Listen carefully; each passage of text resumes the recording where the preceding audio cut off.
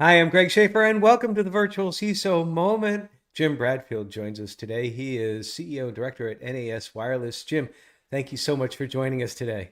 Oh, it's my pleasure. Thanks.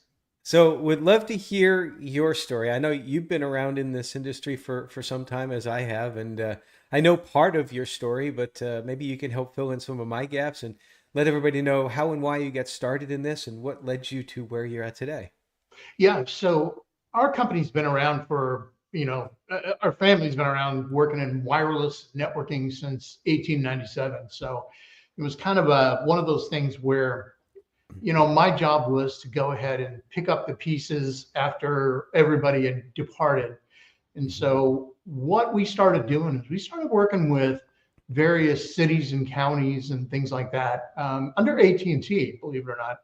And AT&T decided that we should help some of these customers with their security. And at the time, I mean, back in the 80s and those kind of long ago, far away days, security was to make sure that your passcode and your whatever logins and everything were not sitting on your computer, right? Because Mhm. most everybody put a note right on their screen. Here's my login. Please take it.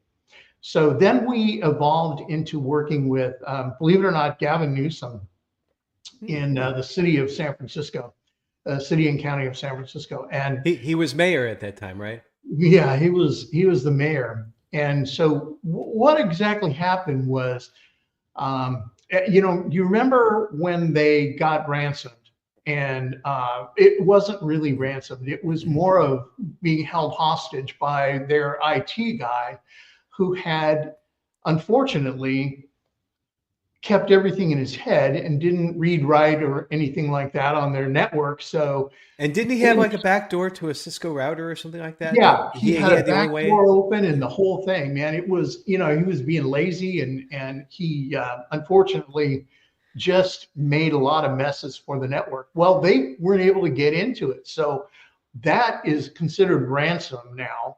Mhm. Back then, I'm not sure what that was, but that was bad news. So this guy went to jail, and it was only for 3 or 4 days. And we worked with Newsom and the team to try to figure out how to get the logins back. And I had some really young guys who were really special at this. They were very good. I think they had been, what is now hackers and guys that laid around in the dark web even back then. So these guys helped me out, but the bottom line is we couldn't fix it because of his carelessness. So we did everything that we could to set everything up, and then we had him actually go and negotiate with the guy in jail and said, let's get him out of jail and try to get this system going again. So that's really what started us. That was kind of a fascination. And it's because nobody had protocol then and nobody had process procedure and anything else. And that is really a big problem when it comes to small business, because small business guys, they are just running 90 miles an hour or more, and they don't have the time or energy to actually sit down and try to figure out how to make their network secure or do anything like that. And if a big city like San Francisco, I mean, it's one big city, Hmm. got hacked and got ransomed and got held hostage, think about what a small business is going to go through, because they have no resources. They don't have anybody to actually come in and start working with them typically.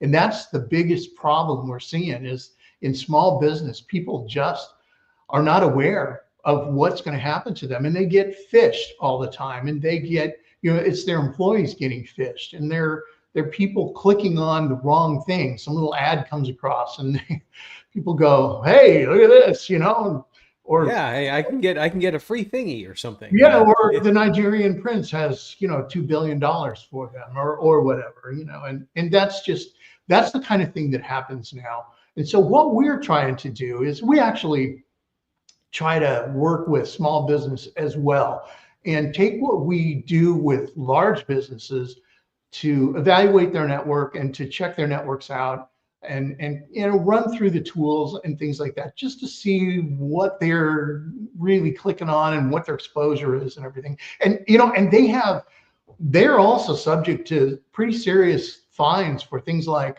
payment card industry compliance, PCI compliance for credit Sure, card, yeah.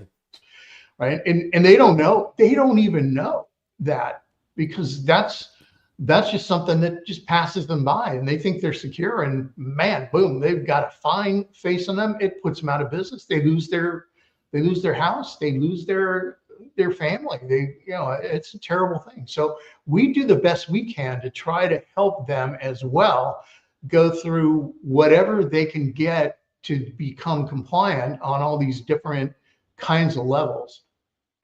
Now, I want to step back to something that you said in the beginning, because I think either I heard it wrong, or you were talking about the long history that your company has. I think you said that you've been involved with wireless communications, your company, since 1897.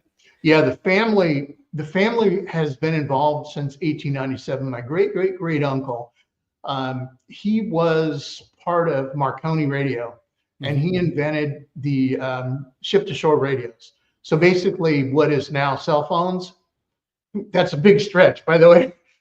But no, it's like I wanted to clarify that, because I almost had the image of like people listening to this. It's like, wait, Wi-Fi hasn't been around since 1897. What is this guy talking about? It's like, no, no, no, no, no. He said wireless communications, and yes, Yeah, wireless communications has been around for quite some time. Wi-Fi was not the first wireless communications, believe it or no, not. Radio was not the first. Well, a form of radio was, but not your standard FM that I guess some people still listen to nowadays.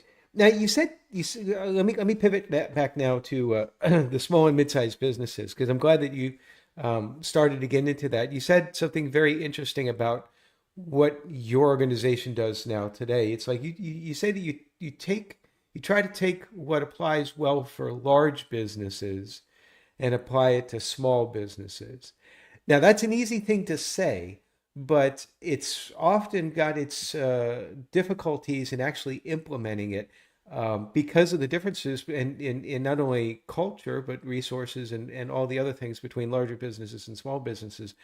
How do you, what's one of the ways that you do to approach that, to try to scale that down, but make sure that they are protecting themselves from the PCI DSS threats, because they have to maintain that sort of compliance, just like the larger organizations? yeah. So what we have is we have a really excellent team of guys who have every certification there is, like NIST and all kinds of things having to do with security. And we belong to ASIS and AFCEA and that kind of thing. And we work with Homeland Security and all those guys. Well, what we do is we go to all the shows, all the presentations, we put everything together and put it in an outline. And then what happens is, when we get a small business, and a classic one is Hawaii Insurance Exchange. These Mhm. poor guys, they are basically a small group of, let's say, 8 to 10 people, and they have to work with everybody in Hawaii that's got the health, that has health insurance, or that deals with health or healthcare or whatever. And you can imagine these guys are pretty small. And Mhm. so what we do is we take the framework that we use on the very largest customers, to go through all of their network links, everything that's back in the network, to make sure that they don't have, like San Francisco did, an open back door to something. Because most guys do. Most guys will put an open back door to their network from their house, right? So their Oh IT. yeah, I mean, I have to admit, I'm an old network person myself. Old meaning not just in age, but also back in the older days of networking. And it's like, that was common practice, because you wanted, as a network engineer supporting it, you wanted to make sure you had a way to get to stuff if the normal way to get to stuff was somehow compromised. Right. And just think about it. Even today, I mean, we do have a Fortinet router at the house, and a couple of our Fortinet firewall, and we have some special software and things like that, and we work with VPNs and all. But I mean, even then, it's not nearly as secure as a network, right? Hmm. Is going to be on a a large network. Well, most small businesses don't even have that. They don't have firewalls. They don't have anything. They have used to have an old DSL line, and those kind of things that came in, and then typically they just have an internet line. It's going to be an internet router or something, and it's not going to be secure at all. And so we try to help them out with all of those kind of aspects of it, just making sure. And it's very difficult for them to understand. Most times they don't have enough people or even understanding of actually how to fix this kind of thing. So we're very careful to. We know that they're going to be skeptical of any expense. They're going to be nervous about what we're telling them. Then they're going to not do it. So we follow up with them and make sure that they do it. We help them practice phishing attacks and things like that. Very small steps. It's the small steps, man. It's like something that you got to remember to do with your kid. Hmm. Same kind of thing. I'm not trying to talk down at them, but it's the small steps that matter.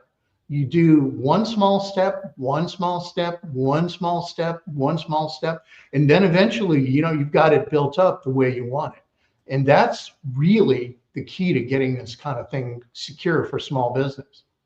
Well, one of the terms that I hear a lot more so now, and I use it myself, is the term like a trusted advisor. Right. Because you touched on something there when you were just talking about, well, how can you get them to do this? You can't approach it from the position of like, here's the tool, here's the threat, here's the amount of money you need to spend, because they're going to look at you and say, well, who are you? I mean, what do you really have our best interest at heart, or are you just do you I have just like want money. right, right, or sometimes what people end up, this is the other extreme, where small businesses will get clients, will get advisors in who will tell them, no, you're doing really good, and so long as we continue to work with you, you continue to do well. In other words, the advisor tells them what they want to hear, not what they need to hear. So earning trust, becoming that trusted advisor uh, role and more than name, really does take a lot of effort. How do you manage that? How do you get to know their business so that they say, okay, Jim's not just selling us a solution, he's selling us in a trusted partnership. Yeah, that's a good question. So we have several small businesses within the family. We have restaurants and we have some small items and things like that with one and two employees, Hmm. sometimes just a single employee. So we're real familiar with the kind of things that happen when they're taking credit cards, which we talked about, and the compliance of that. It's very, very complex. So what we do is we show them what the kinds of things that we've done in within our businesses and within the very large businesses, and we lay out kind of a program for them just to make sure that they understand what is going to happen in each part of it, and also to make sure they understand what the possible penalties are. uh, the courts have said the penalties for PCI compliance failures is pretty high. Hmm. Now, for small business, it's only 25 or $50,000, but that's a lot. You That's a know, lot for a small business. I know for me well, as a small business, that's a lot. Of course, I yeah, don't take credit cards, so for yeah. that reason. And it is a lot, and so we kind of tend to hook them up with people who actually can help them make sure that their connections are secure and their that kind of thing is secure. And our guys have a lot of patience because we deal with some really nasty, mean people in a lot of areas, and they understand what happens to companies when they are in trouble. Hmm. So we make sure that the guys understand and really talk with them instead of talking down to them. Like I said, I don't want to talk down to anybody. It's very, not just because we deal with billions and billions of dollars of companies, it's because I'm there with you. It's a family business, and you've got everything on the line. You've got your whole future on the line, and you need to make sure that you're secure. Yeah, and I'm glad that you went down that route because I want to talk just directly to both practitioners and to businesses with regards to the having patience and not talking down. Sometimes what we tend to see in our industry, I'm sure you've seen it as well too, is like you'll get advisors, consultants, third parties, whatever you want to call them. They'll come in and they'll start throwing a whole bunch of acronyms out and three-letter Yeah. words or four-letter words, or acronyms and all that. And I've not only uh, worked no colleagues who do that. I've worked with people that have done that. I actually had to get rid of well, that's just not, that's probably the wrong way to say it.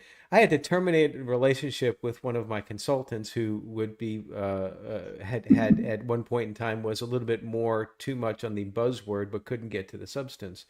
So to the practitioners, I want to emphasize the fact that don't, don't pepper your conversations with buzzwords. It's your responsibility to understand their business and to adjust your communication appropriately. And on the business side, my message to them would be your consultant, advisor, what have you, they're trying to help you, but you have to help them also understand your business. They can't just come in and fix a problem for you. They can't secure your information if they don't know where it is or how it flows. So if you as a small business owner have someone who's just throwing buzzwords and tools at you, you might want to look somewhere else. Is that a fair kind of summation? Well, I think it is. You got to act like you almost have to act like it's family that you're talking to, Yeah. because that's really what they're used to. And like you said, we see a lot of guys come and scream and shout at them and tell them, "Well, you didn't do this, dummy," and that isn't the way to go about it. No. Somebody's just going to shut down and tell you to go bye-bye, and never pay you, and that's fine. So yeah, you've got to do it. I have grandkids that we mentor, and I'll tell you, and my wife is a mentor for young girls from the local high schools here and local schools, and we're pretty good at that in making sure we understand what they'll accept and what they'll listen to. And you can see guys who start to just kind of wander and don't look at you and whatever. And, that's, when you've strayed off the path.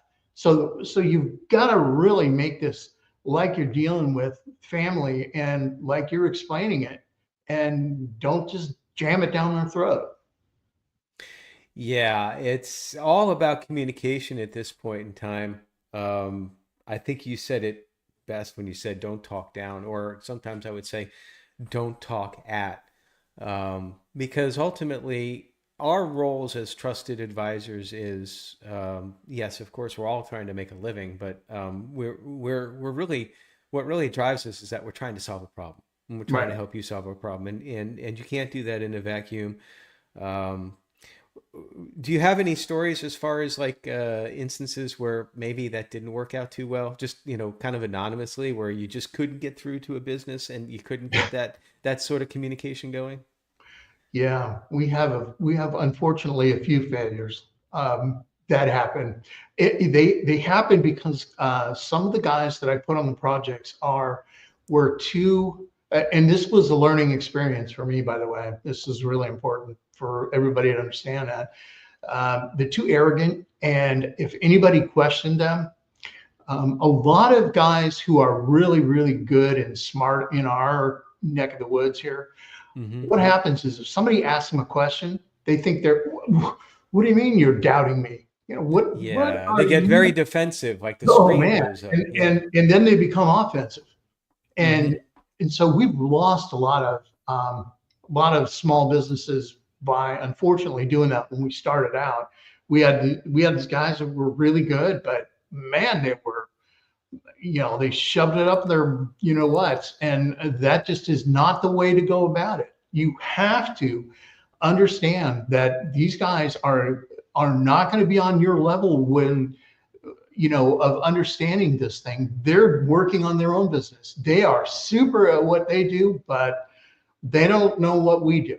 And so if the guys don't want to help them out and mentor them, essentially is what we're doing. We're nurturing and mentoring them.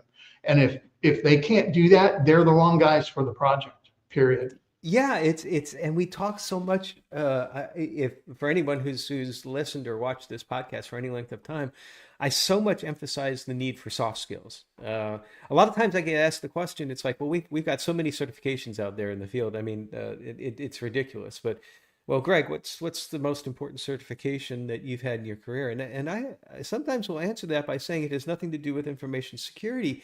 It is the work that I did through Toastmasters, Yeah. because Toastmasters does a couple of things for you. First of all, it gets you to communicate more effectively, gets you to talk more effectively. I still Mhm. have problems with the ums and the ohs and the so's and Yeah. all that. Me too. But more importantly, it teaches you to listen, because we have such a problem in this culture where we are spending more time thinking about what we're going to say in response to the person talking before they've even like really made their point, that we don't really end up responding to their point or their concern. And that was a great example you gave as far as like the technicians go, the engineers go, that they have all of this knowledge, but if you can't communicate it, it's worthless. Right. So I don't know about you though. It's like, but when I get to that point, that gets to be a little frustrating, um, and sometimes a little bit stressful as well too, because um, ultimately most of us were here to try to solve a problem, and we take it passionately. And I could say that I think that the best ones that are in the industry are very passionate about what they do. But with that passion comes dedication. With that dedication comes sometimes overwork and paying less attention to other aspects of our lives. And I'm a big proponent about, you have to be well-rounded. You have to take care of yourself before you can take care of your business, your clients.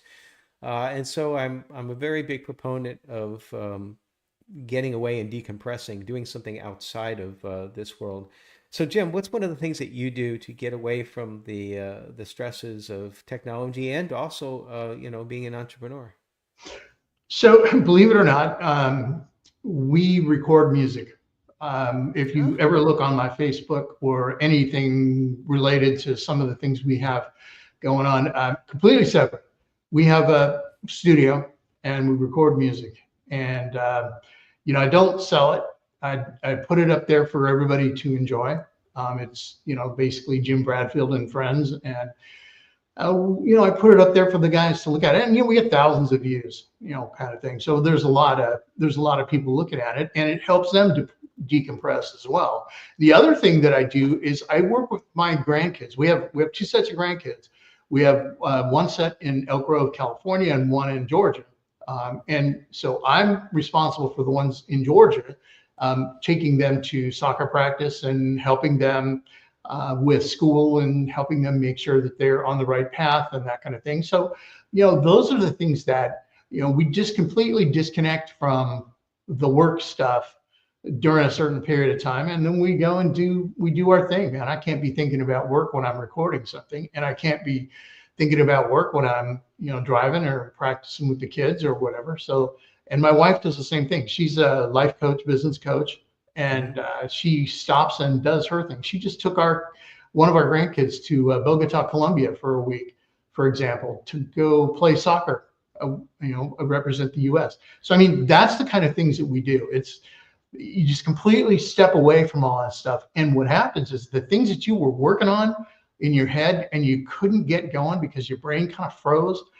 When you're walking around and you're just having a good time and concentrating on that with the kids, boom, that answer kind of pops right back into your head. You go, wow, where were you all this time, right? Your brain is working in the background, Right. even if you're not. I had a professor once, mechanical engineering, the hardest test that took outside of like maybe CISSP. That was a hard test too. But Mhm. the hard engineering tests, there were usually like three design problems, and he would say, look at all of the three first, and then find the one that immediately you get an inkling on how to start, because you're not wasting time. You'll be thinking about the other two in the back of your head. I totally get that, and I totally get the music thing too. As you can see behind me here, Yeah. it's like I got a guitar there. It's like I'm not that good, but it is relaxing to try different hobbies, and um, can't say that I can relate to grandkids though, because I don't have any grandchildren. But no, that all sounds very relaxing. But what kind of future plans you have coming down the road, Jim? Yeah, I'm gonna stick around for a while. I'm getting to be nearly 200 years old now, and my yeah, my wife calls me her old man. And it's fine. I actually love working with the customers, working with new innovative techniques and things like that for new projects. And we work on TV shows, we work on lots of different podcasts and lots of different things with people. And like I said, we mentor the family and mentor the kids, and that's what I'm going to be doing. And I'm going to be doing more music. So I think those are things that keep me calm, and I have a sense of accomplishment when I get it done. Well, I think that that's wonderful. It's wonderful to because I'm at a similar stage too in my career as far as like more about in some ways having fun and in some ways giving back and helping the next crop of folks that are coming up. I used to think that when I was afraid to get to that point in my career because I'm like, oh well, that means that I'm kind of near the end, and I'm like, well, no, it's not really an end; it's a beginning. So it's just part of the whole cycle, and I appreciate you taking the time to come on and share some of your wisdom. I know you were not old enough to be working though on the Marconi stuff in No, Ethiopia. no, So no, no, no. I'm actually going to be 69 years old, but I'm still old. So, but no, but no, that was my great great great grandfather, and we worked on the Titanic and put the radio systems in for Titanics and developed all those things for the marina. So oh that's my. uh, that's where everything kind of started and germinated. Well, I love you coming on and sharing your wisdom and your experience and really taking the time to kind of help others along. It's whenever I talk with you, I always feel like I learn something more. So thank you so much for joining us today, Jim. Oh, it's my pleasure, man. Thank you for having me. And everybody, stay secure.